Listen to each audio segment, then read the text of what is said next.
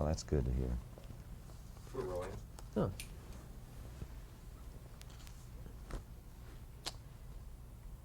Join me right now and welcome to the program, Mac Davis. Mac, thanks for taking this time out. Thank you. In Sting 2, you play a sort of apprentice con man. What intrigued you most about Jake Hooker? Well, I like the guy because he's very much like I am in real life. You know, he's always straddling the line. The guy,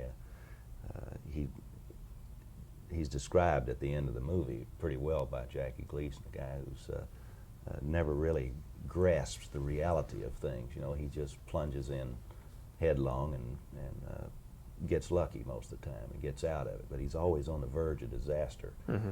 And he's a warm, lovable kind of a character, even though he's a con man, of course. He's always ready to stick his neck out if he has to. Also, he's a guy that tries to have class, but yeah. he really never quite makes it, you know. So he's my kind of guy. Was there any apprehension on your part about appearing in a movie called Sting 2 when the first one, of course, had such an immense following and won all kinds of Academy Awards, that kind of thing? Not really. I'll tell you why. When I read the script, of course I was leery just before I read it, but the script stands on its own. It's its own movie.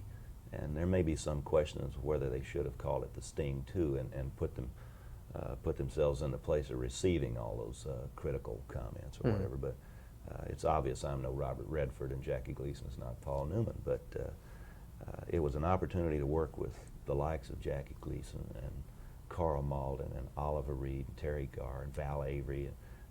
I'm being a novice actor, you know. This is my third time out.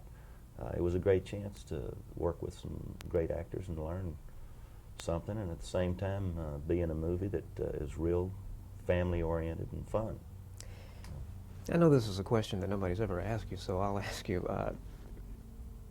When all is said and done, do you like to think of yourself as an actor who sings, a singer who acts, or? I'm a songwriter, really, basically. I've always considered myself really lucky. I don't have the natural voice that a Tom Jones or Elvis Presley or whatever had. I don't sing that great, but I do write my own songs, so that got me by. It got me noticed. And so when I do a concert or whatever, the fact that I can tell a joke every now and then, you know, kind of takes your mind off my voice. But I got noticed, and so I got offered some acting parts, and it came at a time in my life when I'd been doing 250 days a year on the road and was getting tired of it and wanted to stay at home for a while and sleep in my own bed at night. And that's great. For 3 months, you're off that road, and you're just working like a normal person. You know?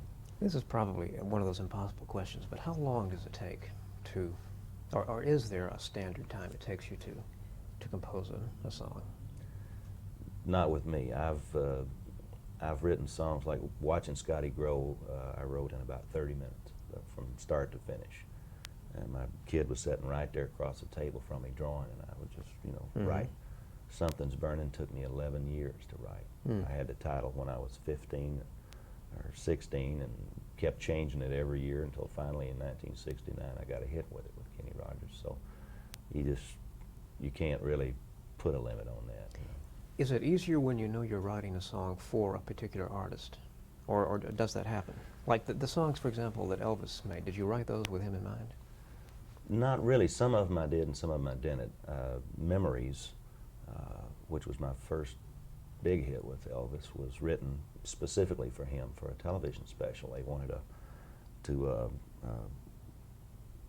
what do you call it, bookend a segment about his old hits. So I wrote Memories specifically for him. But I had already written In the Ghetto before I wrote Memories, and afterwards he went in to record an album, and they called me and asked me if I had any quote unquote country songs. And I just sent everything I had just in case, you know, and hence In the Ghetto came out. So it varies. I have written specifically for certain people, but I think I do better when I just sit down and just write for myself.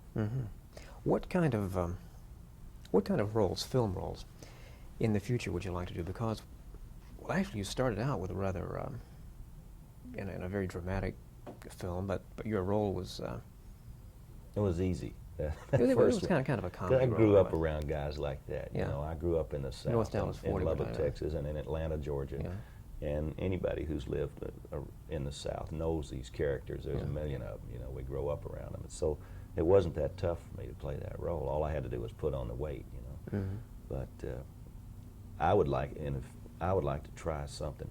I always thought my best moments, and to me anyway, my best moments were in North Dallas 40 when I got real mad in the huddle and I screamed at everybody.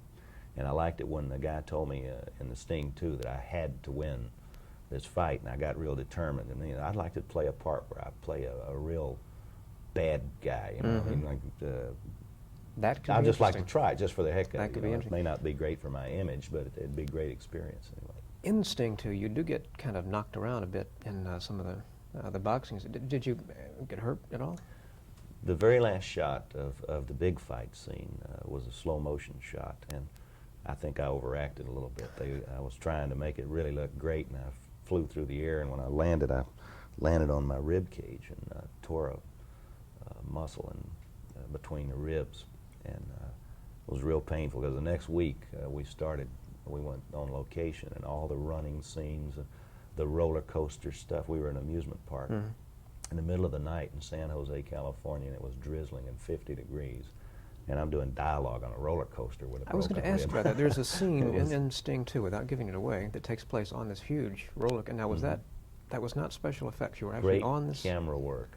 We were on a roller coaster, yes, but that guy made that roller coaster look like the gigantic, the biggest roller coaster there ever was. And really, it was a fairly dinky little, you know, one of the older roller coasters in the country.